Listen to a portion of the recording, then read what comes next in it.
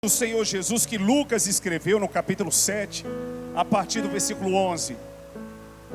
Eu quero falar nessa noite sobre como enfrentar as perdas, coisa que não é fácil para nenhum de nós, principalmente quando a gente tem que entender a soberania de Deus. Existem cordeiros que o Senhor provê, mas já existem cordeiros que, é exemplo de Abraão, o Senhor não provê. E de repente nós temos uma palavra que o salmista Davi expressou muito bem: o Senhor é o meu pastor e nada me faltará. E é interessante que quando ele chega na parte que ele diz, ainda que eu passe pelo vale da sombra da morte, não fala literalmente da morte, mas da sombra, daquilo que parece que está já morrendo, mas não morreu ainda. Eu sei que tu estás comigo, a tua vara e o teu cajado me consolarão. Eu tenho certeza que até aqui Deus já falou, através dos louvores, usando também aqui a vida do Isaías, esse profeta de Deus, esse futuro pastor, pastor Cledson Harrison aqui, o Daniel e tantas vidas. Eu quero também louvar a Deus, a mídia tá top sempre, né? Mas hoje o microfone tá uma bênção, viu, Ricardo? Para a glória do nosso Deus, como sempre, vocês estão dando o melhor de vocês. Lucas capítulo 7, a partir do versículo 11. Você vai poder acompanhar pelo telão, mas independente da versão, o sentido é o mesmo. Mas tem aí no telão para que você possa acompanhar, uma vez que também estamos aqui na penumbra. A partir do versículo 11, capítulo 7, versículo 11. E aconteceu que no dia seguinte ele foi à cidade chamada Naim, e com ele iam muitos dos seus discípulos e uma grande multidão. E quando chegou perto da porta da cidade, eis que levava um defunto, filho único da sua mãe, que era viúva, e com ela ia uma grande multidão da cidade. E vendo-a, o Senhor moveu-se de íntima compaixão por ela, e disse-lhe: não chores. E chegando-se, tocou o esquife, e os que levavam paravam, e disse: jovem, a ti digo, levanta-te. Preste atenção. E o que fora, o defunto assentou-se e começou a falar, e o entregou à sua mãe. E de todos se apoderou o temor, e glorificavam a Deus, dizendo: um grande profeta se levantou entre nós, e Deus visitou o seu povo. Só até aqui. Curve a sua cabeça, feche os seus olhos. Deixa eu orar por você. Mais uma vez, tantas orações já foram feitas. Meu Deus, muito obrigado, Senhor, pela oportunidade de estarmos aqui nessa noite, Pai, em mais uma quarta-feira do renovo, a penúltima, Senhor, do ano de 2021. Eu tenho certeza que em nossos corações o que existe hoje é gratidão por tudo aquilo que o Senhor tem feito, Pai. Porque o Senhor foi aquele que transformou a maldição em bênção.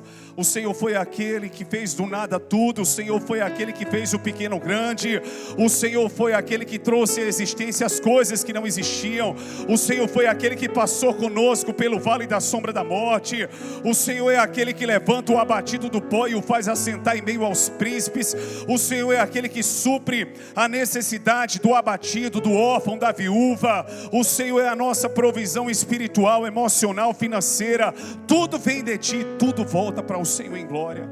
Meu Deus, que não haja nenhuma expectativa no altar, nem em minha, porque nós sabemos que de nós mesmos, Senhor, nada nós podemos dar, mas sabemos que toda fonte de riquezas, como diz Tiago, toda fonte de bênçãos vem do alto, do Pai das luzes, que não tem sombra, não tem mudança de variação.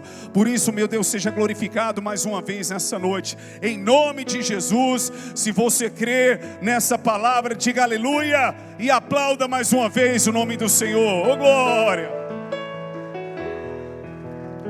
Meus lindos, por mais que seja desafiador, nós nunca sabemos lidar com as perdas, principalmente quando elas pegam eu e você de maneira repentina. E quando você perde algo que você ama muito, que é muito importante para você, ainda é mais difícil a superação, porque é impossível apagar as memórias. Você não vai ter uma amnésia. Vai chegar um momento que as feridas, elas se transformarão em cicatrizes. Você vai ver ali a cicatriz, aquilo que aconteceu com você um dia. Você vai lembrar da história e não vai mais machucar na mesma intensidade que já machucou um dia. Mas cada pessoa tem um nível de cicatrização. Falando isso de maneira humana. Tem pessoas que cicatrizam mais rápido e tem pessoas que demoram mais a cicatrizar. E quando eu falo de cicatrização, eu estou falando de uma maneira geral. Cicatrização espiritual, cicatrização emocional e cicatrização física também.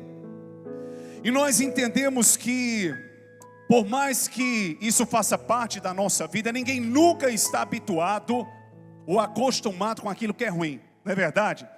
Nós aprendemos a lidar. Nós nos habituamos, nós temos o Espírito Santo, que nos fará lembrar todas as coisas, como disse o Senhor Jesus. E além de nos fazer lembrar, Ele também é aquele que nos consola.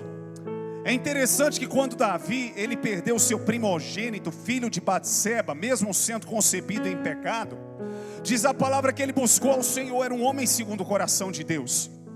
E ele buscou ao Senhor porque, além dele adulterar, ele também cometeu ali um assassinato. Ele foi mentor de um assassinato do esposo de Batseba. E diz a palavra que ele foi punido por causa disso. O profeta Natan chega e traz a sentença de Deus sobre a casa dele, que era levar o seu primogênito. O primogênito adoece, ele chora. Diz a palavra que ele se coloca no templo, Davi coloca pano de saco, cinza e começa a clamar ao Senhor. Mas mesmo assim o Senhor não escuta o seu clamor. O Senhor já tinha uma sentença. O Senhor já disse: eu perdoo a tua transgressão, mas a minha espada permanecerá na sua casa. Só que chegou um momento que os servos de Davi viram Davi tão desesperado por aquilo que estava acontecendo, que de repente, quando souberam que o filho de Davi havia morrido, eles pensaram: bom, se o rei já está assim só pelo fato do filho estar doente, imagine só quando ele souber que o seu filho morreu. Ele vai se desesperar, ele vai se matar. Mas foi diferente quando chegaram para Davi, e Davi percebeu pelo semblante daqueles homens que a notícia que chegaria para ele não era uma notícia boa. Ele já percebeu que o seu filho havia morrido. E ele perguntou: morreu a criança? E eles disseram: morreu. Davi, na hora, por incrível que pareça, não fez aquilo que eles imaginavam que Davi faria. Se desespera. Ele se levantou da terra. Diz a palavra que ele foi para casa, ele tomou um banho, se cingiu, depois entrou na casa do Senhor, o adorou, e depois ele foi para sua casa e comeu, porque ele estava sem tomar banho, estava sem comer. Ele entendeu a soberania de Deus, e ele foi, consolou a Batseba, e ela concebeu a Salomão.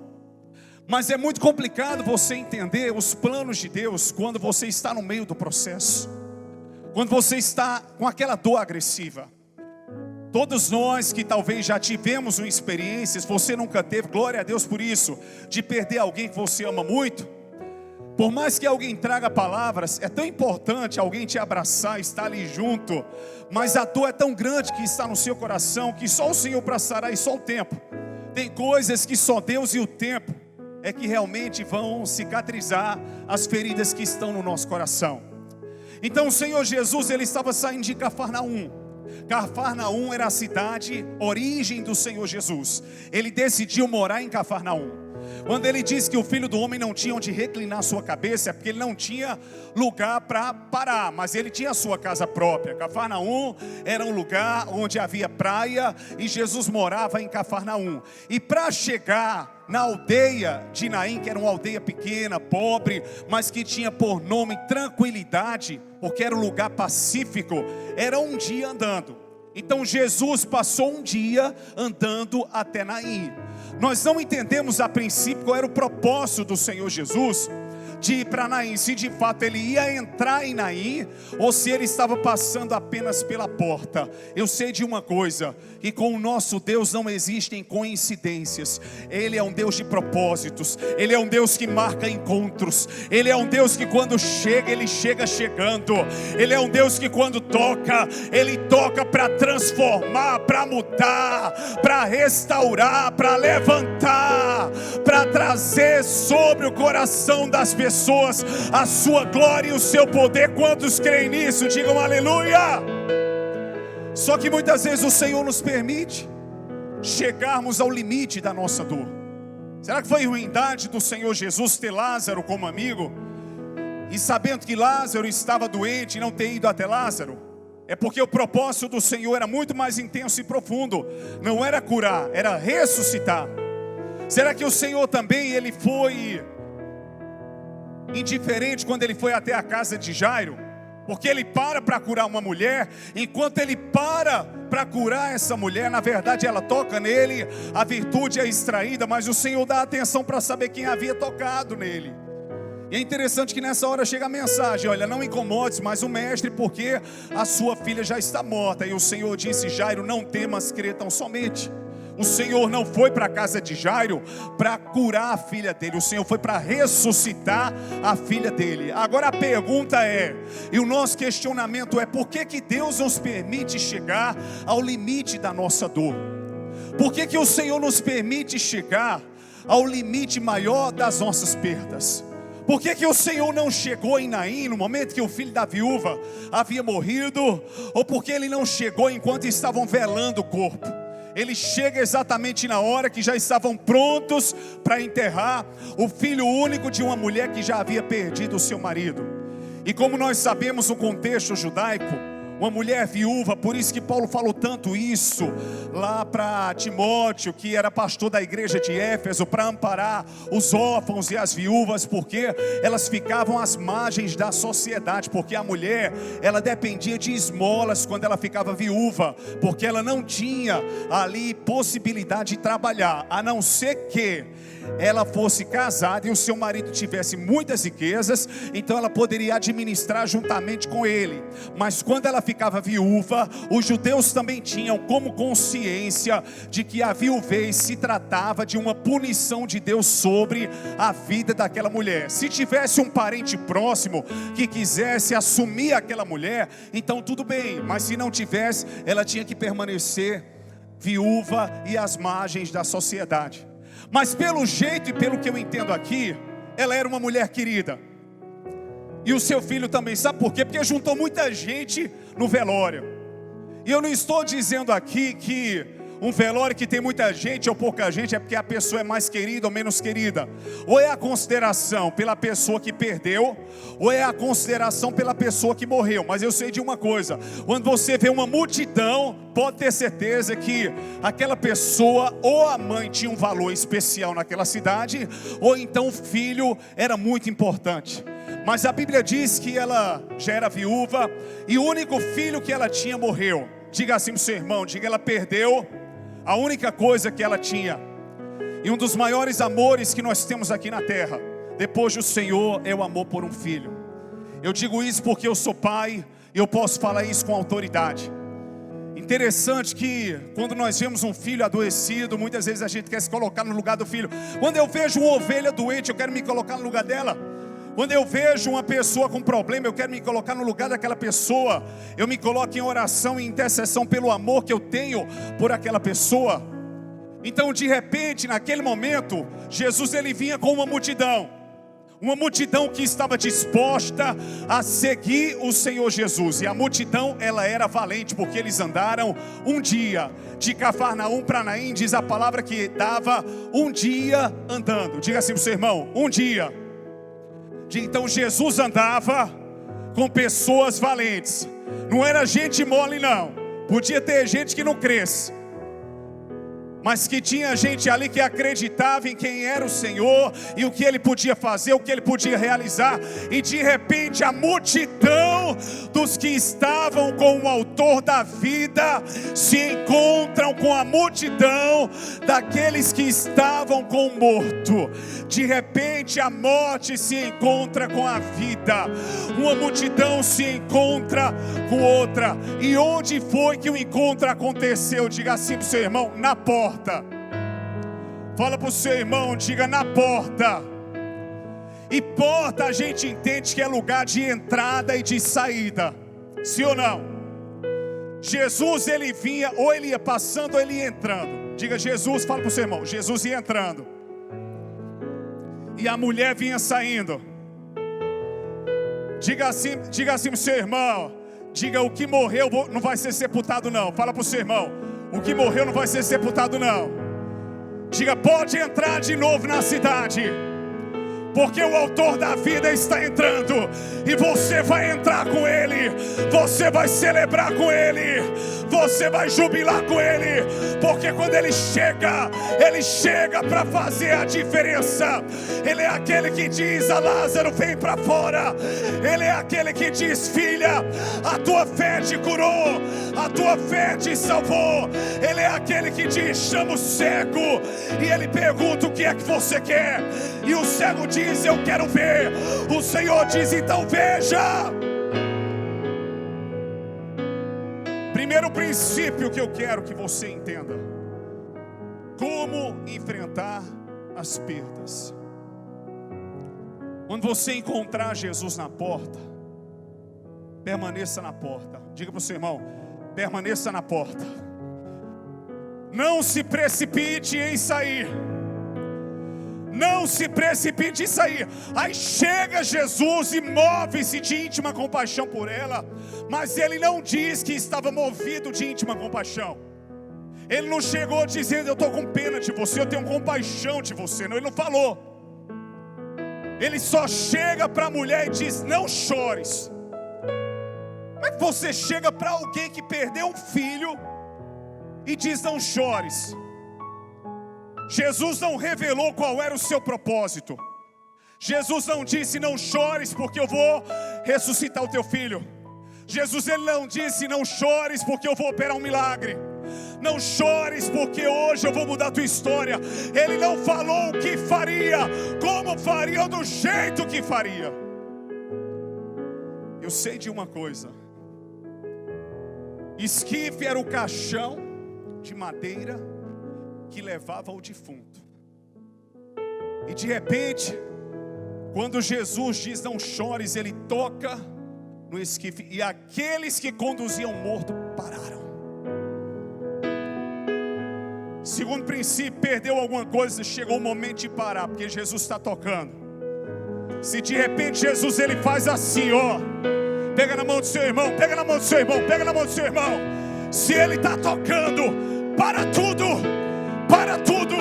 Você não sabe como ele vai fazer, de que jeito ele vai fazer, como ele vai operar, como ele vai agir. Mas se ele toca, ele toca. Se ele age, ele age. Se ele mandou parar, é porque os seus planos e os seus projetos vão além dos meus, dos seus e dos nossos. Se você crê, aplauda lindamente a Jesus.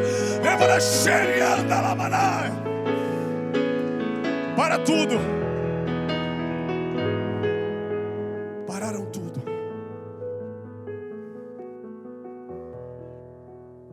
De repente alguém poderia perguntar: por que está parado aí o cortejo?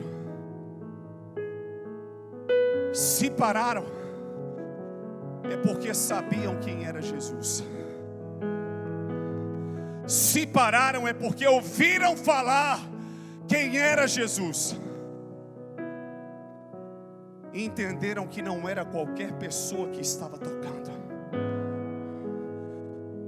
Se você enfrentou perdas, seja ela de que natureza foi, em 2021, eu falo profeticamente hoje, nessa quarta-feira do renovo, Jesus está tocando no esquife que você carrega o morto. Se prepare, porque em 3 dias você verá a ressurreição de Deus naquilo que morreu na sua história. Isso é profético. Levante a sua mão e diga: eu recebo. Levante a sua mão e diga: eu recebo. Receba ressurreição de Deus no que morreu na sua história. Se Ele diz para, então pare, porque Ele tem um propósito. Ele toca. Quando ele toca, diz a palavra que os que levavam paravam. Jesus não falou com a multidão, só disse à mãe: não chores. A conversa dele era com o morto. Por que a pessoa vai conversar com o defunto? Diga para o seu irmão, diga: deixa Deus fazer do jeito que Ele quer fazer. Isso aqui é loucura. Não, isso aqui, essa estratégia que Deus está me dando aqui é loucura. Deus está te dando uma estratégia nesses dias. Deus está gerando coisas no seu coração que vão contrariar a lógica. Deus está trazendo direcionamentos que vão contrariar aquilo que você imaginava e aquilo que você esperava. Mas Paulo disse que aquilo que para o mundo é loucura, para nós que somos salvos é poder de Deus. Onde é que está a igreja que crê, que vive e que respira o poder de Deus? Se você é essa igreja, diga aleluia. Cidade pacífica, o Senhor toca no esquife. E Ele diz ao morto: levante-se. E o camarada já se levanta falando.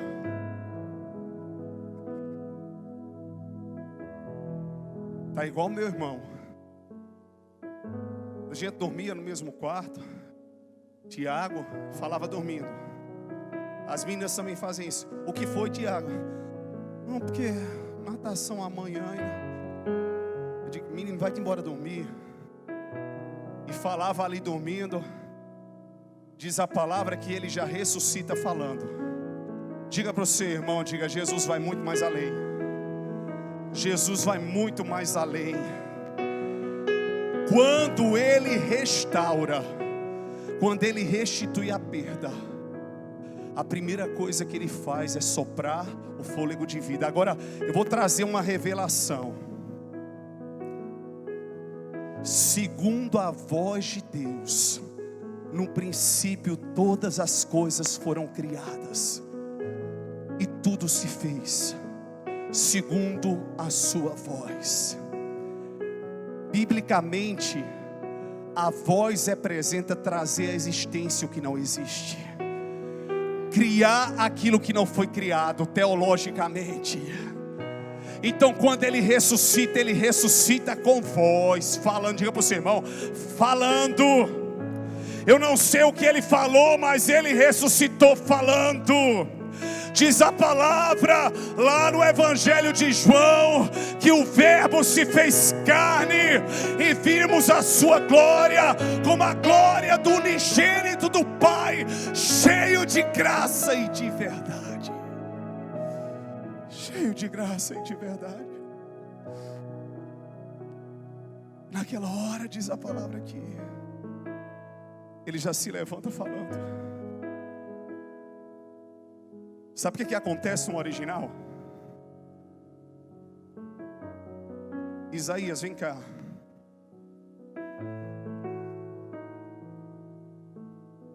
Deita aí no chão. Pode deitar, isso. Cadê Joyce? Deita aí. Aqui. Tá lá dentro. Deixa eu ver uma. Lisandra, vem cá, Lisandra. Você vai ser a mãe de Isaías.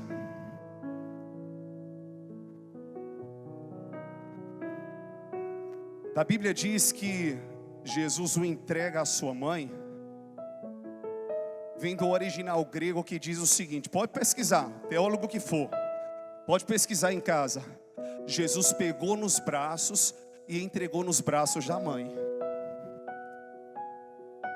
Jesus pegou o jovem nos braços e entregou nos braços da mãe. Não, senta lá. Acho que eu não estava sentada não. Vou provar agora que eu sou marombeiro. Tá com quantos quilos, Isaías? Jesus do céu. Solta a respiração para não pesar muito, porque se os ossos pesarem,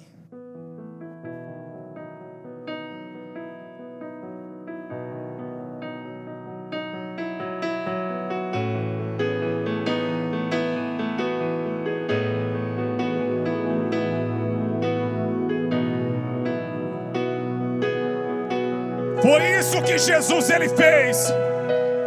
Ele pegou, chega cá.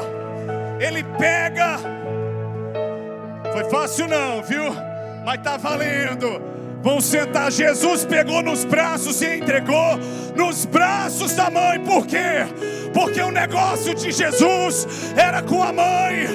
Deus disse: eu estou restituindo o que você perdeu. Eu não sei mais o que Jesus ele fez em Naim,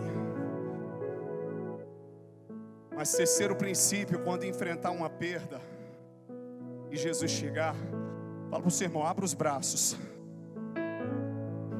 Sangue de Jesus tem poder.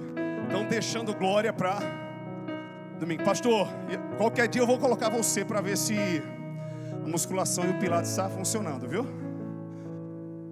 Fala para o seu irmão, diga, abra os braços. Desse jeito ele não vai nem abrir os olhos. Sangue de Jesus tem poder. Fala para o seu irmão, diga, abra os braços. Abra os braços para receber a vida de Deus. 2022 é o ano da restituição. Você pode ter perdido em 2021, mas em 2022 Deus vai restituir. E eu falo isso como profeta de Deus. E ainda esse ano Deus vai nos surpreender por meio do que Ele fará. Mas só se você crer. Debaixo dessa glória, aplauda lindamente a Jesus.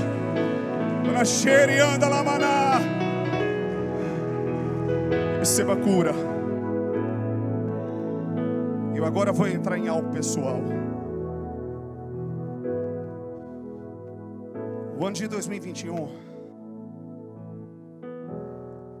foi um dos anos mais desafiadores para nós. Não só no geral, porque a pandemia voltou, a economia foi afetada, os desafios financeiros foram muito grandes, mas para nós como família foi um momento muito difícil, que eu já compartilhei com vocês. Esse culto está sendo rendido em ações de graças pela bondade e pela fidelidade do Senhor. Meu tio Beto, esposo da minha tia Josilene, foi acometido de um câncer na garganta, como eu já contei aqui.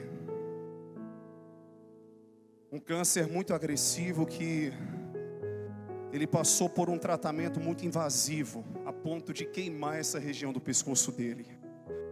Ficou internado, teve que ficar em coma, induzida.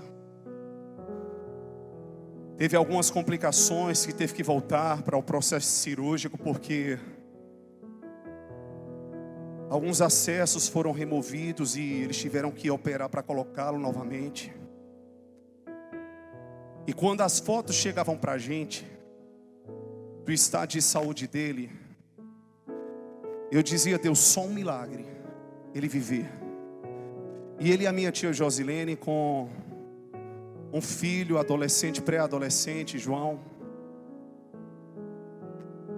Eu, a minha avó e todos nós já havíamos perdido, alguns anos atrás, a nossa tia Valéria, que foi um momento muito difícil para todos nós, foi um choque. Aos 50 anos, ela era uma mulher muito ativa aqui na igreja, fazia teatro, limpava a igreja e o que precisasse ela estava para servir. E de repente a minha tia Josilene, a esposa do Beto, sempre lutou em relação a diabetes. E de repente ela machucou um dedo do pé que começou a escurecer.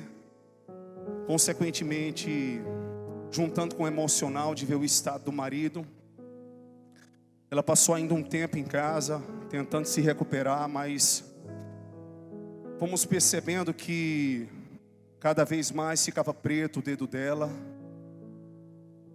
E aí ela foi internada e fez ainda um procedimento que nós não queremos aqui, por questão de ética, expor algumas questões pessoais. Mas só para você ter uma ideia, o primeiro médico que atendeu minha tia, a gente leva um corte e fica dolorido o corte. Ele amputou o dedo e amputou o pé dela, não deu um antibiótico e mandou para casa para tomar dipirona. Não colocou ela no antibiótico para cessar a infecção. Algumas pessoas ainda nos falaram, processem. Quando a gente foi atrás já tinham muitos processos e Nós colocamos essa causa diante do Senhor. Minha avó, com quase 80 anos, uma guerreira, já havia perdido uma filha. Minha tia Josilene muito ativa em casa. Beto também passando por isso. Estava ela na Unimed, estava ele na Casa de Saúde Santa Efigênia, e a gente dando assistência, porque a minha tia Jaqueline estava com minha tia Josilene e a minha tia Ana Carla estava com o meu tio Beto.